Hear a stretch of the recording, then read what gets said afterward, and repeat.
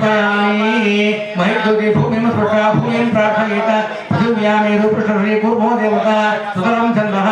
आसने विनियोगः पृथ्वीत्वया गता लोका हेतुष्णागता परिधारयामान् देविकं गुरुदासनं माञ्चपूतं गुरुधरयो सुसापरेश्वरी आसनं सोमण्डले कुर्मस्कन्धे भुविष्टोऽस्मि ॐ भूर्भुवस्फुरं तत्त्वायुषे वरुणावहनः भूर्भुवस्फुरणाय नमः विलेपनार्थे चन्दनं समर्पयामि हरिद्रा कुङ्कुम सौभाग्य द्रव्याहुत्यामि पूजार्थे शाकालोद्भव नानाविध परिमलपत्रपत्रं समर्पयामि